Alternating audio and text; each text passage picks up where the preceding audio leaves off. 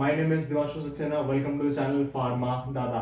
आज के लेक्चर में हम नया टॉपिक शुरू करेंगे फार्माकोलॉजी का, दैट इज नेजल डीकंजेस्टिंग। नाम से पता लग रहा है, नेजल मतलब नाक, डीकंजेशन अगर कंजेशन हो गया है तो उस कंजेशन को बाहर निकालने वाली ड्रग्स की आज हम बात करने वाले हैं।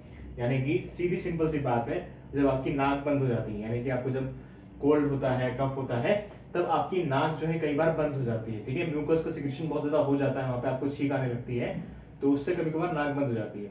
नाक बंद होने को हटाने के लिए हम यहाँ पे नेजल डीकंजेस्टेंट, यहाँ पे जो ड्रग्स होती हैं वो हम देते हैं।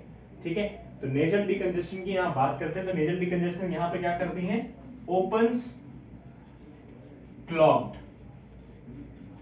नेजल।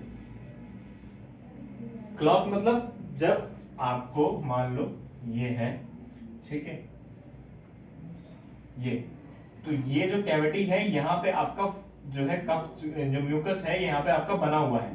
ठीक है, म्यूकस बना हुआ है तो आपकी नाक बंद हो गई है, तो नेजल डीकंजेस्टेंट यहाँ पे क्या करते हैं कि इस म्यूकस को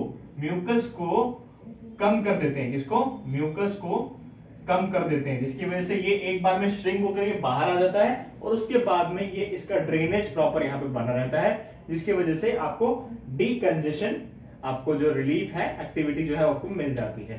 ठीक है, बेसिकली यहाँ पे होता क्या है, मैकेनिज्म ऑफ एक्शन की बात करते हैं। मैकेनिज्म ऑफ एक्शन की बात करने से पहले हम इसकी ड्रग्स बताएंगे कौन कौन सी हैं, कि यहाँ पे हम अल्फा 1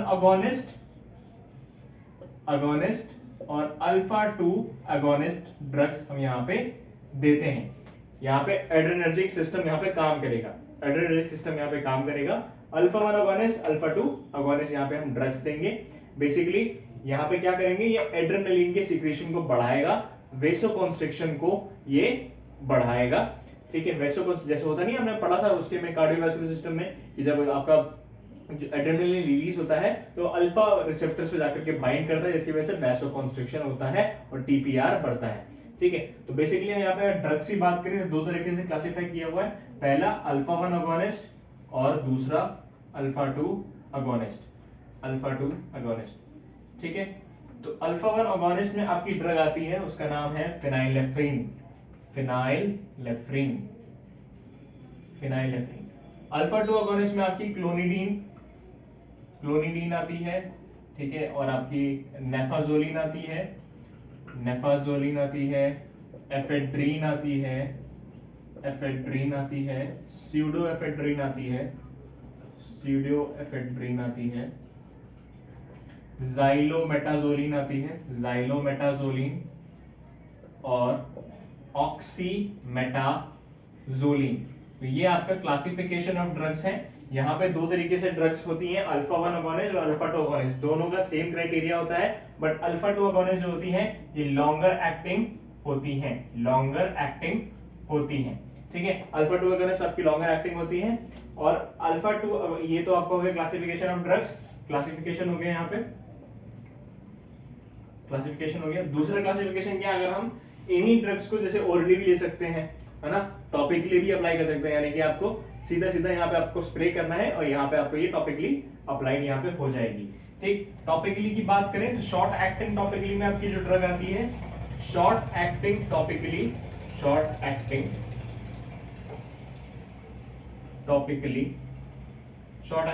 में आपकी जो ड्रग आती है उसका नाम है फिनाइलेफ्रिन और फिनाइल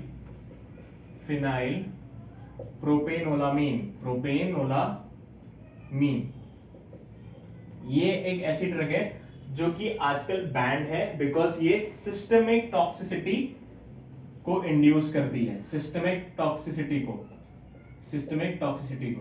यानी कि जब ड्रग्स लेते हैं, ये इनहेलेशन जो आप लेते हो ना, जो टॉपिकली आप लेते हो, जो स्प्रे आता है यहाँ पे आप लेते हो, तो ये यहाँ पे क्या करता है, सिस्टमिकली ऐसे ऑब्जॉर्व हो जाती है। सिस्टमिकली ऑब्जॉर्व होने के बाद में जो फिनाइल प्रोपेनोलामीन है, इसके साथ में एक खास एडवर्स इफेक्ट है कि ये जो है सिस्टमिक टॉक्सिसिटी कॉज कर सकती है। तो आजकल ये जो मेडिसिन है ये बैंड है। ठीक है, लॉन्गर एक्टिंग ओरली की अगर बात करें, लॉन्गर एक्टिंग ओरली की, तो उसमें आपकी जो ड्रग होती है उसका नाम है एफेड्रीन एफेड्रीन, स्यूडोएफेड्रीन और आपकी आती है नेफाजोलिन, ठीक है। इसमें यहाँ पे 3 ड्रग हैं, एफेड्रीन, स्यूडोएफेड्रीन और नेफाजोलिन। ये आप ओरली लेते हो। इनके साथ एडवर्स इफेक्ट ये रहता है कि ये थोड़ा सा इरिटेशन सी कॉज करते हैं, ठीक है। और बात करें अगर लॉन्गर एक्टिंग टॉपिकली की,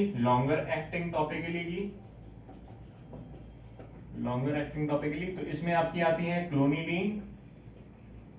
क्लोनिडीन और ऑक्सीमेटाजोलिन।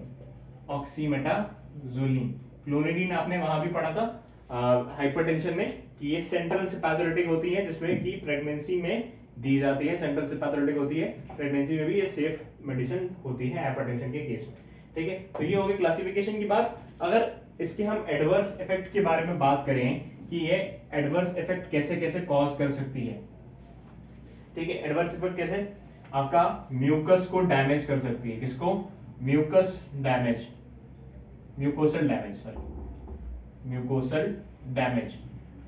डैमेज कैसे? अब जैसे ये अल्फा अगोनिस्ट से आपके बाइंड करेगी तो वहां पे एड्रेनलिन का सिक्रीशन होगा और ज्यादा अगर एड्रेनलिन वहां पे रिलीज हो रहा है तो एड्रेनलिन की वजह से म्यूकोसल डैमेज होने का खतरा है। अगर हम इनका एक्सेसिव यूज यहाँ पे कर रहे हैं तो आजकल जो होती है ना आपके मतलब जो आपके स्प्रे आते हैं उसको आप बेवजह यहाँ पे नाक में लगाए रहते हो, तो उसकी वजह से आपका म्यूकोसल डैमेज हो सकता है, यहाँ के जो स्किन है ये डैमेज हो सकती है, ठीक है। दूसरा है आपका रीबाउंड हाइपरीमिया।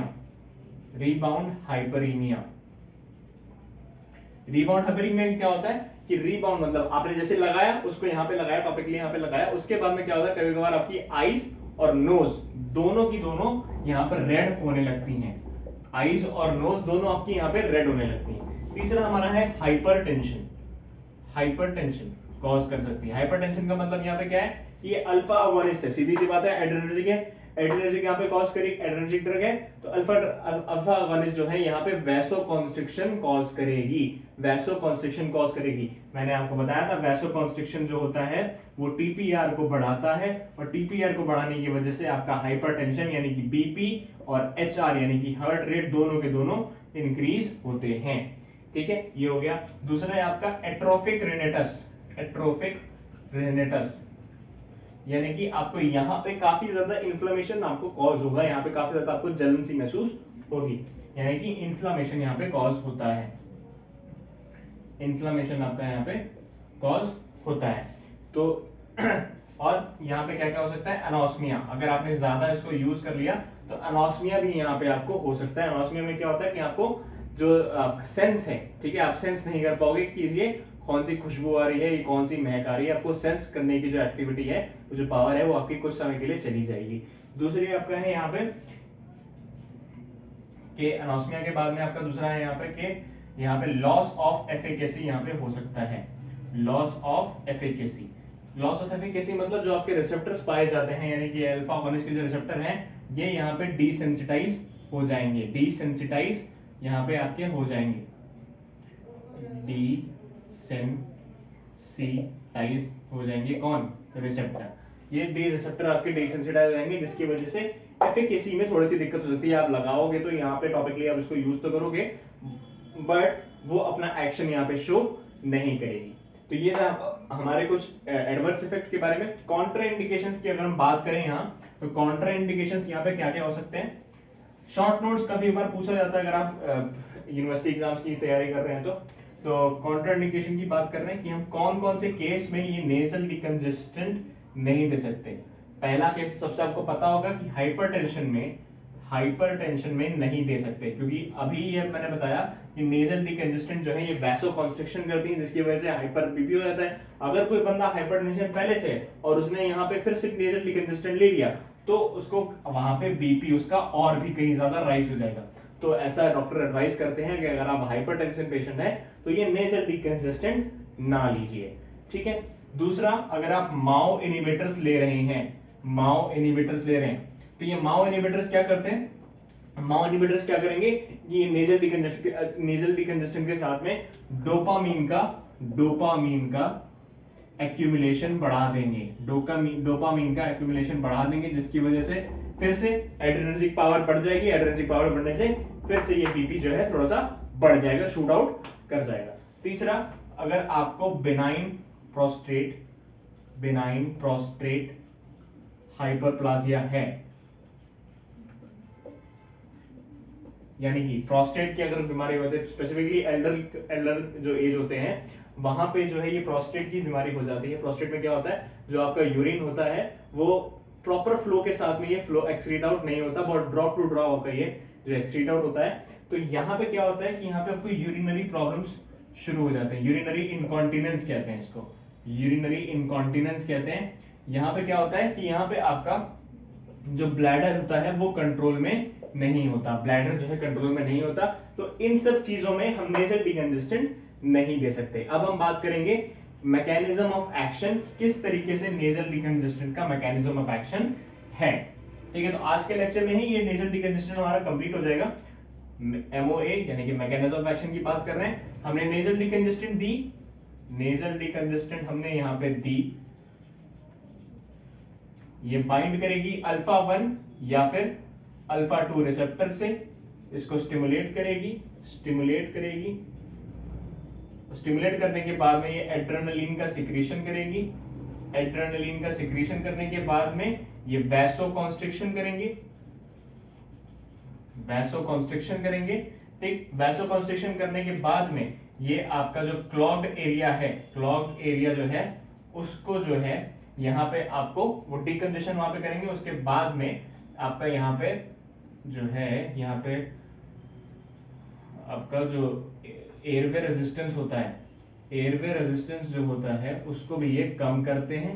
एयरवे रेजिस्टेंस कम करने के बाद में अल्टीमेटली आपका डिकंजेशन जो आप एक्टिविटी होती है वो यहाँ पे शो होती है, प्रॉपर वे में होती है। ठीक है, तो इसका नोट्स मैंने आपको डिस्क्रिप्शन बॉक्स में दे दिया, आप आसानी से उसको देख सकते हैं, उसको प्रेफर कर सकते हैं, बहुत अच्छे नोट्स हैं, उसको आप प्रेफर करिए। और कोई डाउट हो तो प्लीज कमेंट सेक्शन में पूछिए। टिल देन आप हमारे इंस्टाग्राम चैनल पे जा सकते हैं, फार्मा दादा के नाम से ही इंस्टाग्राम चैनल है, उसमें हम शॉर्ट्स डाल रहे हैं, नोट्स डाल रहे हैं और एमसीक्यूज डाल रहे हैं, वन लाइनर्स डाल रहे हैं, तो उसमें आपको काफी ज्यादा हेल्प करेगी अगर आप जीपैट या नाइपर की प्रिपरेशन कर रहे हैं। टेलीग्राम पे हम नोट्स डाल रहे हैं, एमसीक्यूज डाल रहे हैं और शॉर्ट्स भी डाल रहे हैं। फेसबुक में हम सेम चीजें कर रहे हैं, तो आप कहीं भी हमसे वहां पे जुड़ सकते हैं। अगर आपको पर्सनली कोई क्वेश्चन पूछना है तो आप इंस्टाग्राम पे हमसे यहाँ पे आप पूछ सकते हैं। तो till then please keep watching and please do share and subscribe our channel. Thank you so much.